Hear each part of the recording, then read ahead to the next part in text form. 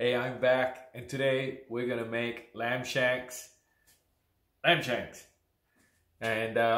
we're gonna do that in the pressure cooker, the Phillips one. I'm gonna show you which one it is, in fact, and it's probably gonna be more work for me to film this than it is for me to actually cook it. We've had a pretty big day today. We've been painting the pool out there and we're pretty tired. So I'm just gonna cook something in the pressure cooker with whatever I can find. With whatever I can find in the old fridge. So let's see what's in it. All right, let's take a quick look. I think I'm gonna make some lamb shanks.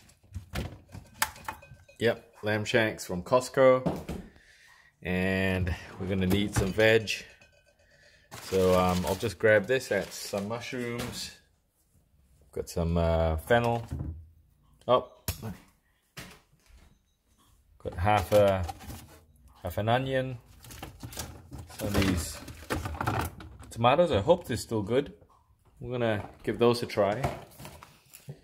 And finally, what else? Yeah, we might as well grab those carrots.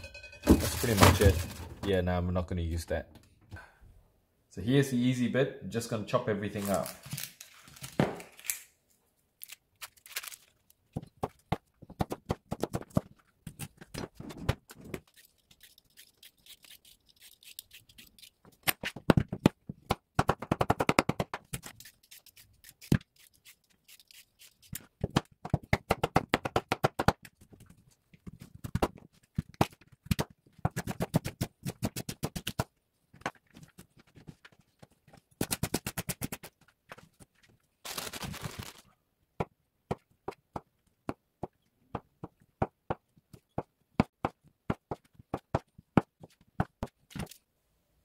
So we try to eat pretty clean here, and what I mean by clean is we try to eat with as little fat and as possible. You know, just try to keep the calories down. And when you kind of look at like this lamb shank, you can see all those white bits all over it, and I think that's kind of like the sinews that kind of in between the muscles, but it's also a bit of fat, right?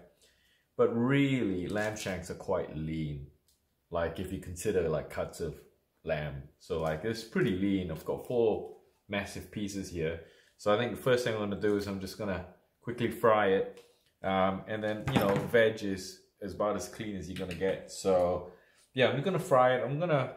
Cause there's a bit of fat on this, I'm really not gonna put any oil. I'm just gonna fry it as is and then chuck everything in.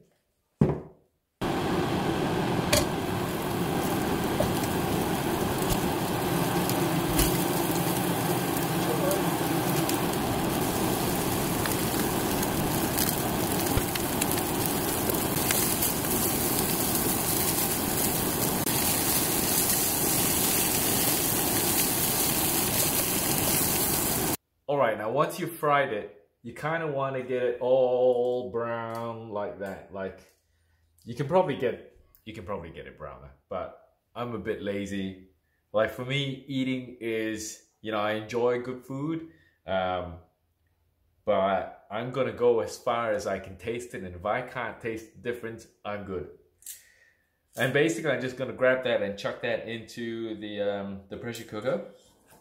Okay, I don't know if you can see it, but I've got it sitting kind of upwards on its side like that, all the way around. And the reason why I've done it that way is I can jam them all as evenly as possible to the bottom of the pot. Because when you look inside the pot, it kind of tells you like there's how much is the maximum amount of water. And because I kind of want this to be a little bit like a stew, and I want it a little bit thick, and I don't want the gravy to be too watery, I'm just gonna jam everything down to the bottom. The meat's gonna shrink anyway, so it's gonna hopefully be like a lot less than that half mark that you can kind of see right there. So we'll see how this works out. For me, I'm just gonna chuck the vegetables in and squish them in all on the insides, all along the sides, and just kind of try to make it fit. Now finally, for a bit of flavor, Michelle's always got some of this rosemary in our freezer. So, you know, she sort of snips it from the rosemary outside and we chuck it in the freezer. So I'm just gonna chuck a couple of sprigs in there.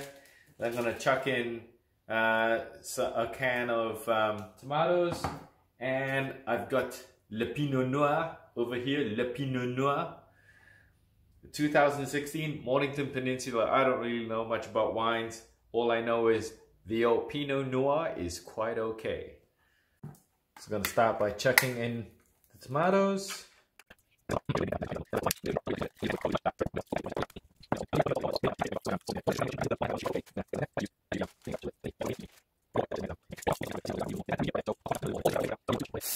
mean, that's going to be probably more than enough. I'm just going to watch to make sure that it's not too much water. Yeah, that should do the trick. The rest of it will... Okay, that's it. I can kind of see the water at the... I don't know if you can see it now. It's kind of here. It's past the half mark. Don't know if you can see it. Don't know if you can see it. It's past the half mark. It's just covering the meat. Alright, final step. Now this bit's really complicated, so you need to pay attention. Okay? You gotta chuck it in your pressure cooker. So, pot goes in. Really complicated stuff. Put the lid on and make sure the vent is set to seal. There, that's seal. Put it there in case you're a real num-num. Not here, not there, over there. Don't forget to switch the sucker on. Now settings. This is a tough one. I'm gonna kind of go with, I think, what do I normally do? I kind of choose meat, like that option there. And then I go cooking time and I set that to be about 23 minutes.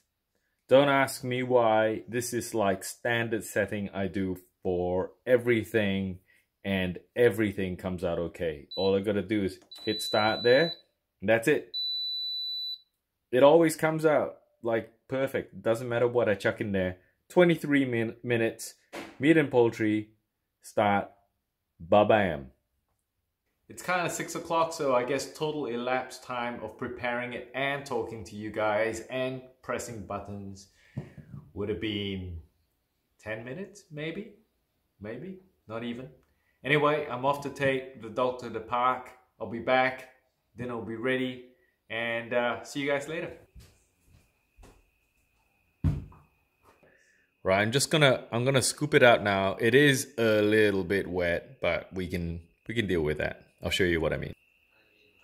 Oh, it's falling off the bone. Just perfect.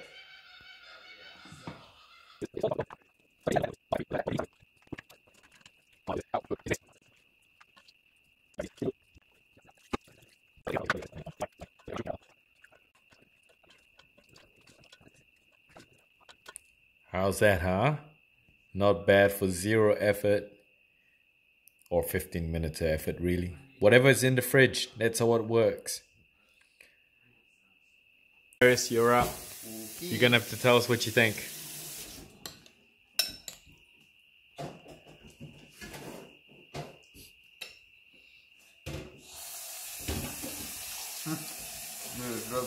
Really good? What sort of rice is this? Basmati rice. Basmati rice. Good job. That's exactly what it is. So we've just made basically 3 bowls of this. The stew kind of on basmati rice. And we only used 2 of the hocks. There's 2 left to go. So we got lunch and dinner for tomorrow, maybe. Yeah. Be a little bit more genuine. Oh yeah. Oh yeah. I'm gonna have some lunch tomorrow. Hope you guys enjoyed that. I'm gonna be posting up the ingredients. So you guys can do the same. Let me know if it worked out nicely for you as well. See ya. Bye.